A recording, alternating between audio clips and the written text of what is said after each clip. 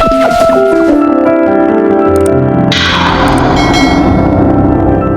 Ji, good morning everyone. So in our last class हम discuss कर रहे थे अपने प्रेपोजिशन टॉपिक के बारे में, राइट। एंड प्रेपोजिशन टॉपिक में हम लास्ट में कौन सा डिस्कस किए थे? अक्रॉस, है ना। अक्रॉस के बाद में नेक्स्ट देखिए, अब चूंकि आज तो कंप्लीट हमें इस तरीके से करना ही है इसे, तो नेक्स्ट हमारा जो प्रेपोजिशन होगा वो होगा क्या? बिटवीन। देखिए, बिटवीन का यूज जो होता है दो टाइप से होगा, ठीक है। एक तो होगा पोजीशन को रिप्रेजेंट करने के लिए, and the next one is for distribution, फिर डिस्ट्रीब्यूशन के लिए होगा। अब आपको ध्यान ये रखना है कि वैसे तो अब तक हम ये मानते आए थे या सुनते आए थे कि जब भी दो नाउन के बीच में तीसरी नाउन होती है we have to use between there, लेकिन आपको थोड़ा सा अलग तरीके से पढ़ना है। ये तो चलो बचपन की बात हो गई, थोड़ा सा और इसको अपर लेवल के अकॉर्डिंग पढ़ना है, तो आपको थोड़ा ध्यान रखना है कि बिटवीन का यूज जो होगा वो तब तक होगा जब तक हमारे पास टोटल नाउन की यूनिट्स जो है वो कितनी होंगी? 3 होंगी। भाई आप ऐसे बोल दो दो के बीच में तीसरी है, टोटल तो वहां पर 3 ही हुई ना। तो टोटल 3 यूनिट जब आपके पास हैं तो उस कंडीशन में आपको किसका यूज करना है? बिटवीन का यूज करना है। इसी से आपकी पोजीशन वाला कंसेप्ट और डिस्ट्रीब्यूशन वाला कंसेप्ट दोनों क्लियर हो जाएंगे आपके, राइट। जैसे समझना, पहला यूज होगा इसका पोजीशन को रिप्रेजेंट करने के लिए, और पोजीशन में जैसे कि हमने कहा he came and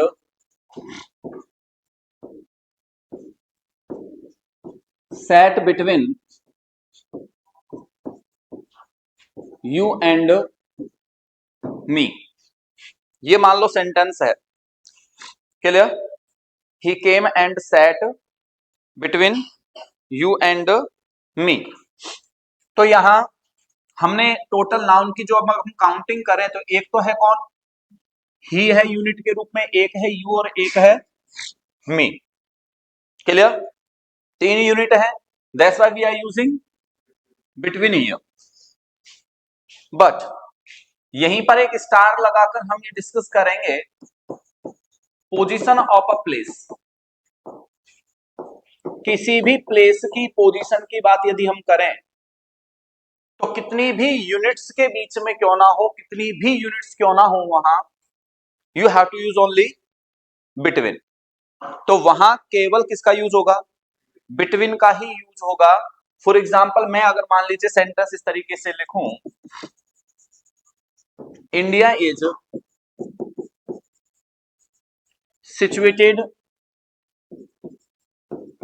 China, Pakistan, Sri Lanka, और भी आप लिख सकते हैं, बांग्लादेश वगैरह, नेपाल, भूटान, कितने भी लिख दो, हमारा तो काम हो गया। 3 से ज्यादा है कि नहीं, तो एक तो यूनिट है हमारे पास कौन? इंडिया, दूसरी है चाइना, तीसरी है पाकिस्तान, चौथी है, 3 से ज्यादा हो गई। लेकिन हम position of a place represent कर रहे हैं, और पोजीशन ऑफ अ प्लेस होने की वजह से you have to use only between here, आपको बिटवीन का यूज करना है। Next one, second rule is related to distribution, and again you have to use 3 nouns for this distribution. For example, our teacher distributed some sweets, Ram and Syam। मान लीजिए example है आपके पास, एक unit है हमारे पास कौन? टीचर, एक है कौन? और एक है, टोटल कितनी है? 3 है। You have to use between, got it. Next point, if I say Ram, Shyam and Suresh distributed some gifts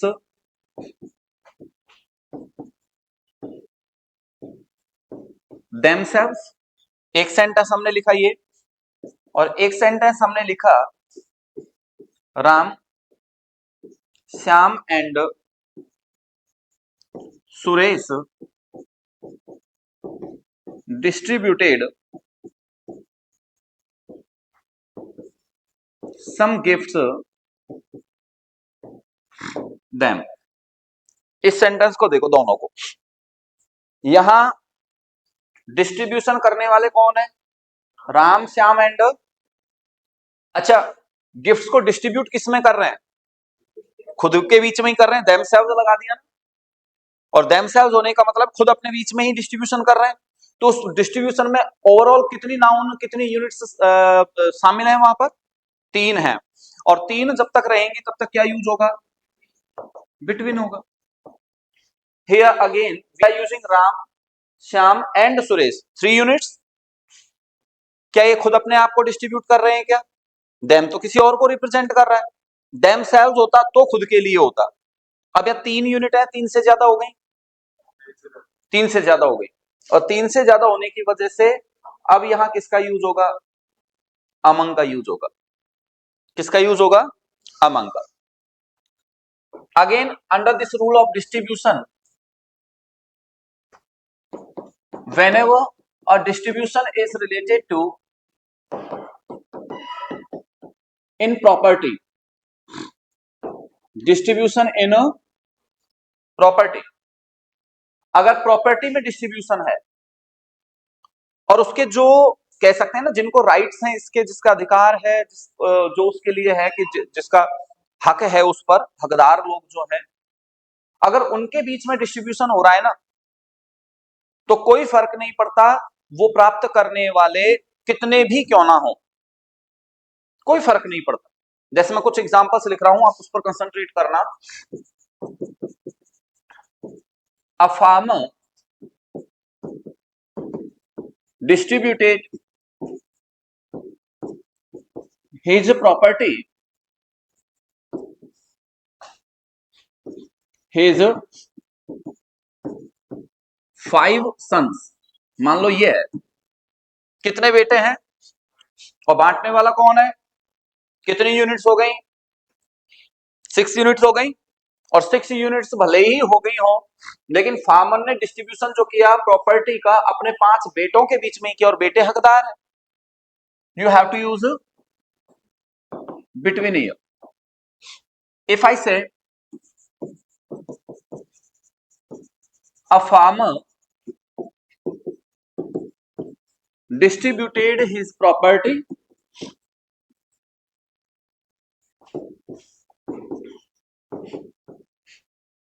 the poor, तो क्या पुअर लोग जो हैं वो उसके हकदार होते हैं क्या? कोई, वो तो मॉरल कंसेप्ट को रिप्रेजेंट करने के लिए भले वो डिस्ट्रीब्यूशन करते, लेकिन वो हकदार नहीं है, और हकदार नहीं है तो किसका यूज होगा? अमंग का यूज होगा। मान लीजिए मैं सेंटेंस लिख देता हूं, अ farmer distributed his property Ram and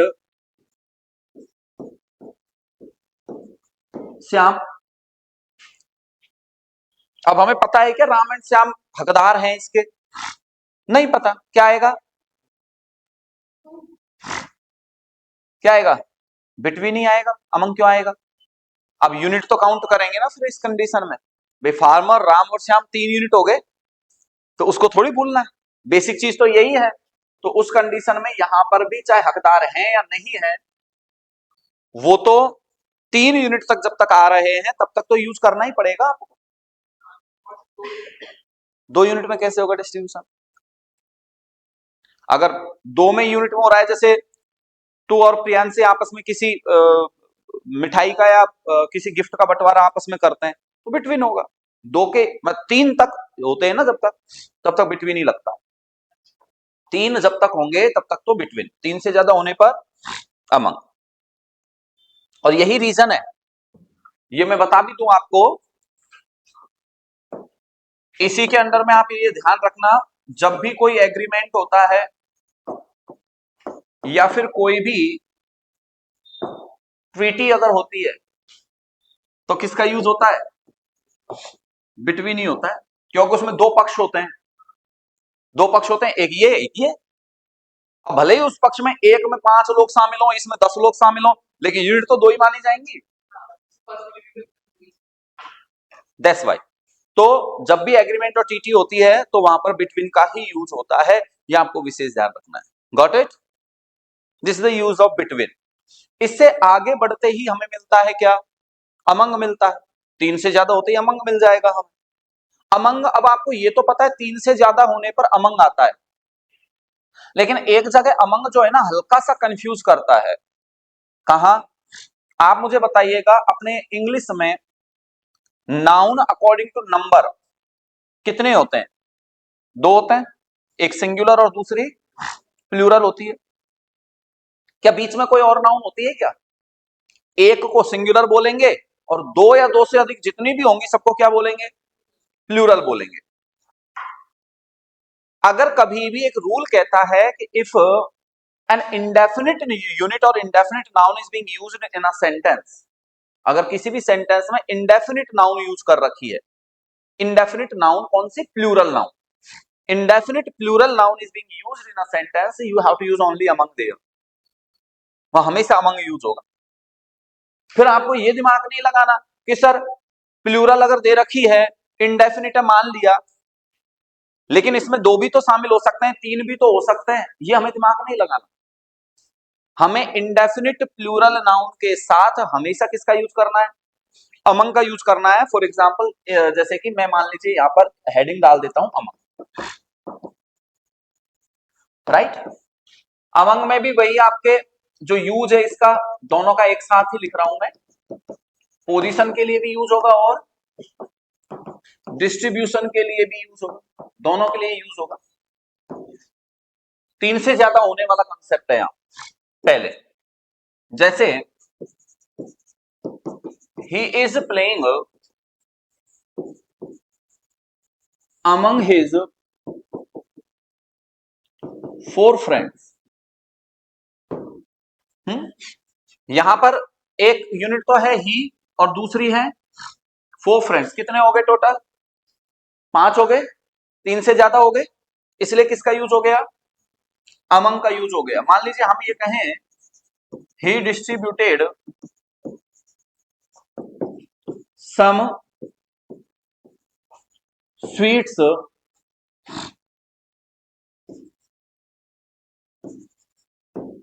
his 5 friends. Again हमें क्या यूज करना है? अमंग का यूज करना है। लेकिन स्पेसिफिक रूल क्या कहता है? if indefinite plural noun is being used in a sentence, indefinite plural noun, you have to use only among there। जैसे मान लीजिए मैं कहूं came and sat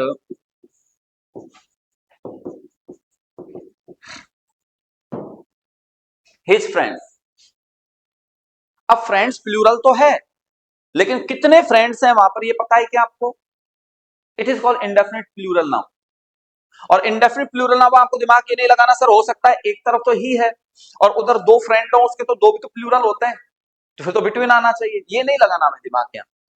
indefinite plural is always used with the word among, तो यहां पर among का ही यूज आपको करना होगा, ये विशेष ध्यान रखिए। Got it? तो इसे नोट डाउन करो यहां से। इसमें ऐसे लिख लेना, बोले यहां पर है ना, distribution in property to right holder और नॉमिनी। राइट होल्डर और नॉमिनी के बीच में अगर मान लीजिए डिस्ट्रीब्यूशन होता है तब की बात हो रही है ये।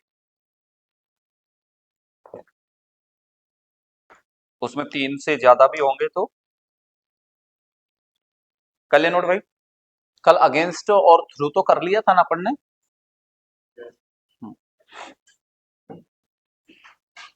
बिफोर आफ्टर भी हो गए थे ना। हाँ तो अब तो कोई ज्यादा वो नहीं है, अब तो छोटे छोटे कंसेप्ट हैं। विद है, बाय है, ऑफ है, एंड ओ एफ ऑव है to towards from above below over under beneath behind. Number of अगर प्रपोजिशन देखें तो काफी हैं, लेकिन एक एक दो दो रूल्स हैं सबके, तो अभी हो जाएंगे फ्री थोड़ी देर में।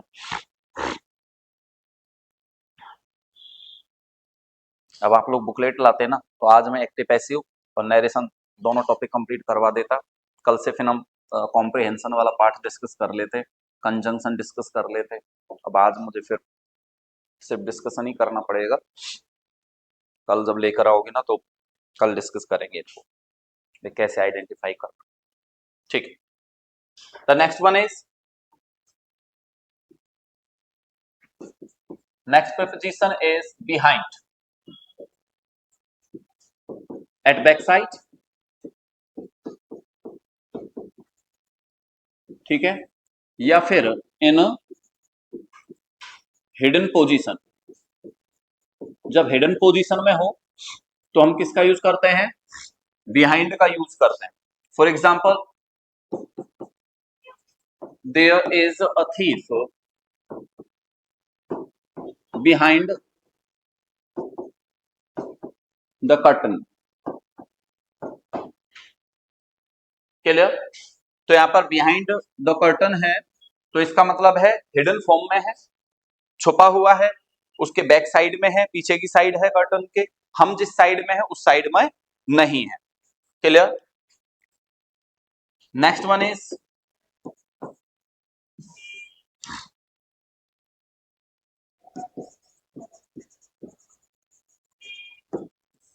बीनीथ, ठीक है ना, downward position with touch, touch करते हुए डाउनवर्ड पोजीशन में जब कोई नाउन होती है, दबी हुई पोजीशन में जिस तरीके से हो, ठीक है ना। तो जैसे कि आप लोगों ने पोम पढ़ी होगी निजिम इस्केल की नाइट ऑफ द स्कॉर्पियन। तो नाइट ऑफ द स्कॉर्पियन में वो बताते हैं एक रात की इस घटना के बारे में, जब उनकी माँ को बिच्छू ने डंक मार दिया था। तो वो बताते हैं कि वो बिच्छू आया कहां से था, तो वहां था beneath the sack of rice. तो beneath the sack of rice, तो सैक ऑफ राइस का मतलब चावल की बोरी है, उसके नीचे दबी हुई फॉर्म में है, तो वहां हमेशा ऐसी फॉर्म में बीनीथ का यूज किया जाता है। क्लियर है कंसेप्ट? तो यहां हम कहेंगे, जैसे कि एग्जांपल के तौर पर,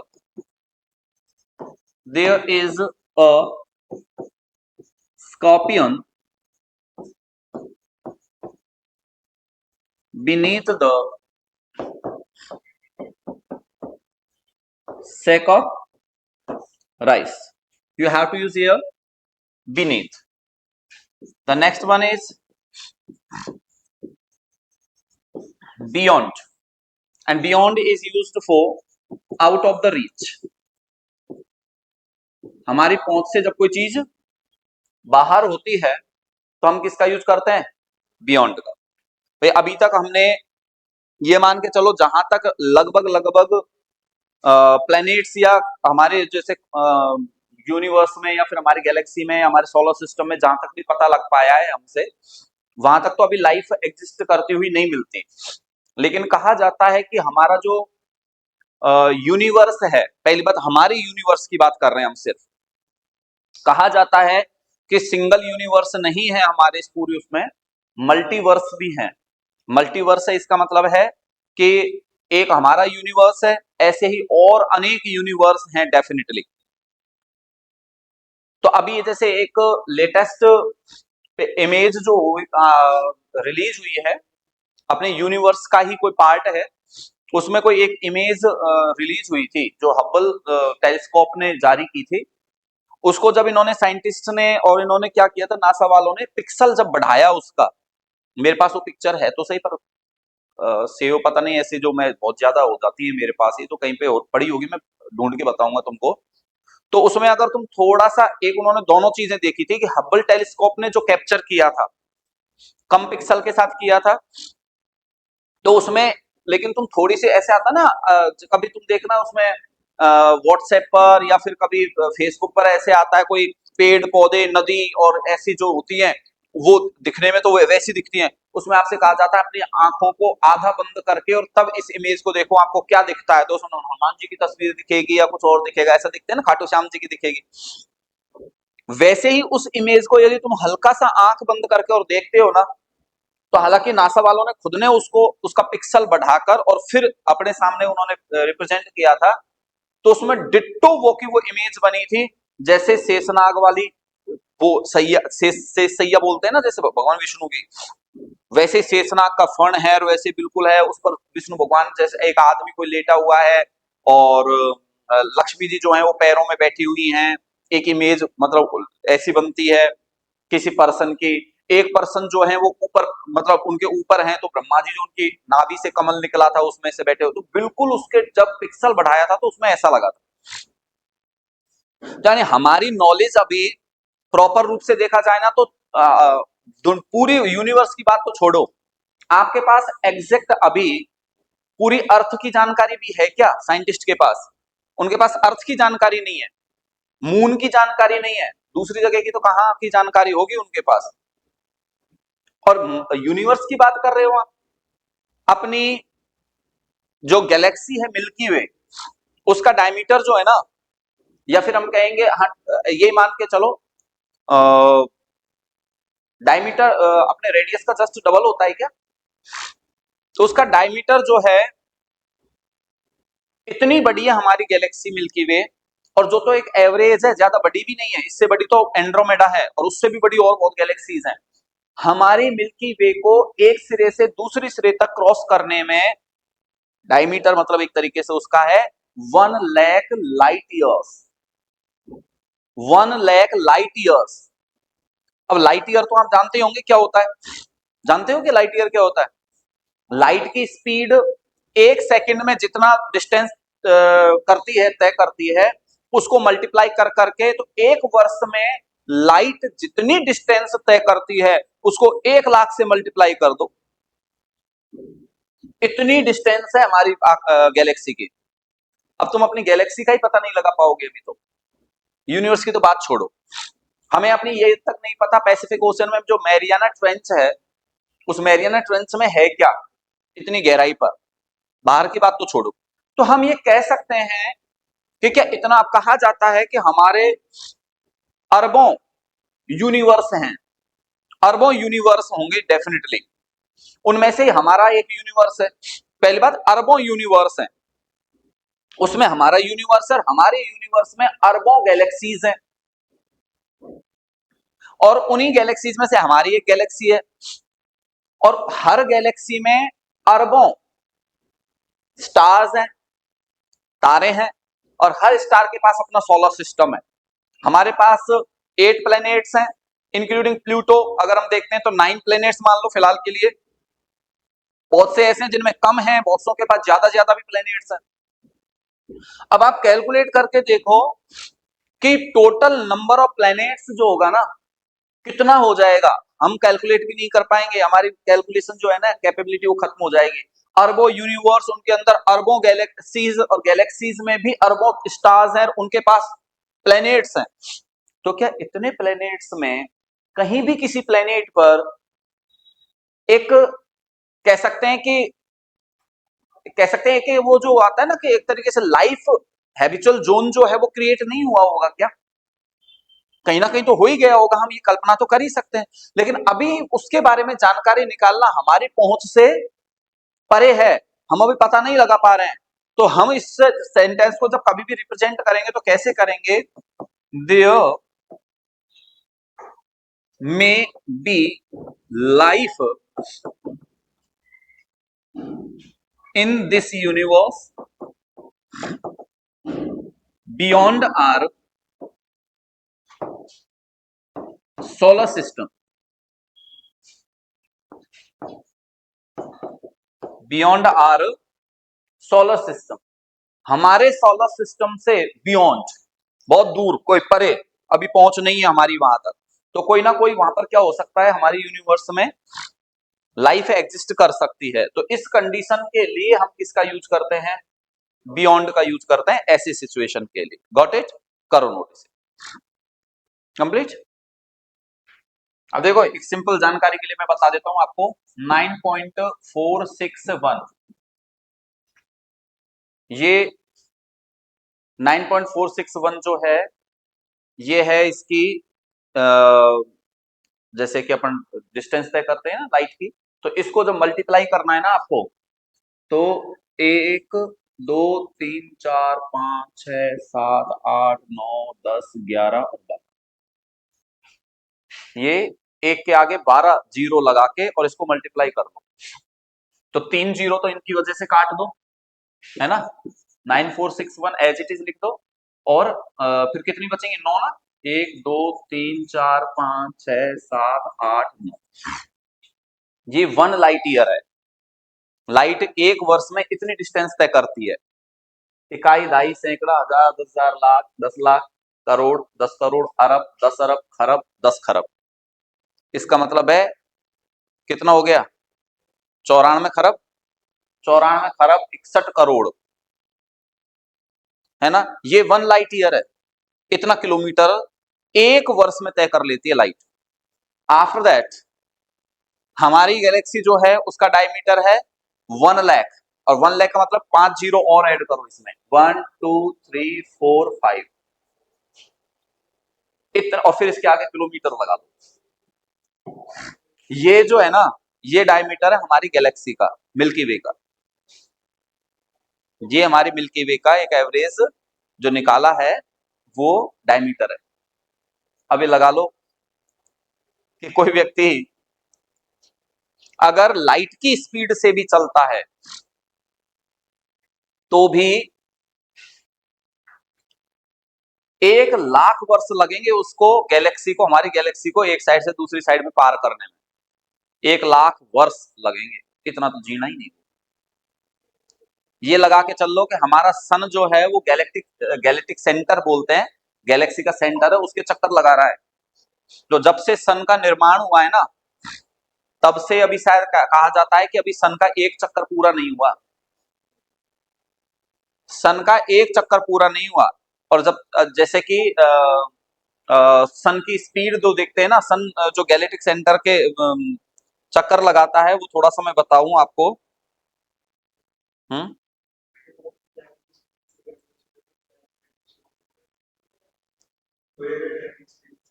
हाँ, लाइट की स्पीड से चलेगा तो टाइम एग्जिस्ट ही नहीं करेगा। बिल्कुल, लेकिन डिस्टेंस तो तय करेगा ना, लाइट के हिसाब से तो चलेगा ना। बट टाइम का मतलब होगा कि उसे ये पता नहीं लगेगा कि टाइम गुजर रहा है, उसे ये पता नहीं लगेगा। लेकिन 1 मिनट में बता देता हूं आपको, है ना। यानी आप लगाओ, सन जो है उसकी स्पीड देखना कितनी है। सन की स्पीड है 230 किलोमीटर पर सेकंड। सन की स्पीड जो है वो 230 किलोमीटर पर सेकंड है। एक सेकंड में 230 किलोमीटर दूर, पलक झपकते ही 230 किलोमीटर दूर मिलेंगे सन भाई साहब। इतनी स्पीड होने के बावजूद भी अभी तक कहा जाता है कि सन जब से पैदा हुआ है तब से मिल्की वे का एक पूरा राउंड भी नहीं कर पाया है। तो मिल्की वे का आप साइज खुद अनुमान लगा सकते हो। तो एक्चुअली क्या होता है कि लाइट, ये हम मेजर करते हैं, लाइट से जो मेजर कर रहे हैं, हम मेजर कर रहे हैं समय को। हमारे अकॉर्डिंग जो है ना, लाइट का जो वो है, स्पीड है, वो हमारे लिए टाइम को रिप्रेजेंट करने का तरीका है। अगर लाइट की स्पीड से अगर कोई मान लीजिए मूव करता है, तो टाइम ये नहीं है कि टाइम रुक जाएगा। इसका मतलब है कि वो जिस किसी भी ऑब्जेक्ट को देखना चाहेगा ना, तो वो ऑब्जेक्ट उसे वैसा की वैसा ही दिखता रहेगा, एग्जैक्ट दिखता रहेगा कि ये जहां है जैसा है वैसा की वैसा दिखेगा। अभी तो हमें क्या है कि डिस्टेंस के हिसाब से टाइम लगता है। जैसे सन हमें अभी जो दिख रहा है ना, वो सन एक्चुअली अभी जो हमें दिख रहा है वो 8.5 मिनट पहले का दिख रहा है। और यही रीजन है कि सन उग जाता है लेकिन 8.5 मिनट बाद में दिखता है हमको, और सन छिप जाता है लेकिन 8.5 मिनट बाद तक दिखता रहता है हमको। तो वो ड्यूरेशन है। लेकिन अगर मान लीजिए कोई लाइट की स्पीड की बात अगर कर रहा है, तो फिर वो सन एग्जैक्ट उसी समय पर दिखेगा जिस समय पर वो वहां होगा, लाइट की स्पीड में अगर है। तो वहां समय खत्म नहीं होता, समय खत्म केवल जो एक तरीके से सकते हैं ना, डिस्टर्ब होता है, वो समय डिस्टर्ब करने में लाइट अपना रोल प्ले नहीं करती है, ग्रेविटी करती है। तो ग्रेविटी जितनी ज्यादा होगी टाइम उतना ही क्या हो जाता है, बेंड हो जाता है, टाइम उतना ही ज्यादा बेंड होगा, टाइम वहां डिस्टर्ब होने लग जाता है। अलग अलग जो प्लैनेट्स हैं उन पर टाइम का डिस्टर्बेंस क्यों होता है, कि अलग अलग जगह के अलग अलग टाइम क्यों होते हैं, तो इसी वजह से, तो उनकी ग्रेविटी फोर्स की वजह से होते हैं। ये हम जो 24 घंटे का दिन मान रहे हैं और ये जो मान रहे हैं ना, ये हमारी अर्थ के अकॉर्डिंग है, दूसरी जगह थोड़ी ना है ये एप्लीकेबल, दूसरी जगह नहीं कर सकते हैं। तो कहने का मतलब है, ये इतनी जो डिस्टेंस है ना, वो है भैया मिल्की वे की। तो देख लो तुम, अगर विजिट करके आना चाहो तो। नेक्स्ट जो है वो होगा आपका फ्रॉम। फ्रॉम का पहला यूज जो होता है ना, वो होता है किसके लिए, डायरेक्शन के लिए। और डायरेक्शन कौन सी होती है, बैक साइड डायरेक्शन होती है। कौन सी डायरेक्शन होती है, बैक साइड डायरेक्शन होती है। जैसे कि हम कहें he is coming from the school, तो यहां फ्रॉम का यूज किया, तो स्कूल की तरफ उसकी क्या है, बैक है, तो आप फ्रॉम का यूज कर रहे हैं। दूसरा इसका यूज इसी तरीके से एक और होता है, जब हम कहते हैं स्टार्टिंग पॉइंट।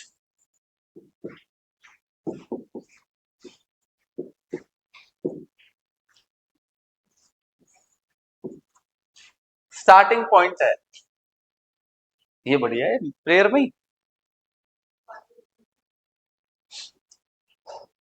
स्टार्टिंग पॉइंट जो होता है ना, उसके साथ भी किसका यूज होता है, फ्रॉम का यूज होता है। और वो स्टार्टिंग पॉइंट चाहे टाइम का हो, चाहे प्लेस का हो, कोई भी हो, स्टार्टिंग पॉइंट के साथ तो किसका यूज होता है, फ्रॉम का। और डेस्टिनेशन के लिए किसका यूज होता है, टू का यूज होता है। क्लियर है। जैसे कि हम अगर कहें ही इज गोइंग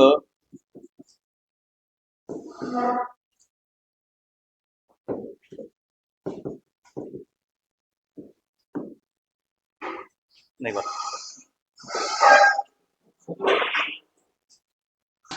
तो यहां पर देखो, प्लेस की अगर हम बात करें तो प्लेस में ये स्टार्टिंग पॉइंट है और ये डेस्टिनेशन है।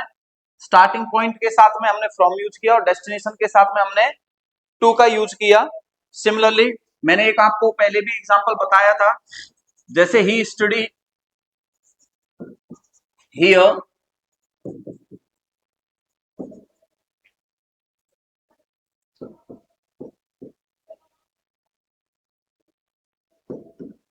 Monday to Saturday, so this is the starting point and this is the end point. From and to का यूज हो रहा है, तो टू का कंसेप्ट तो क्लियर साथ साथ में हो ही गया हमारा।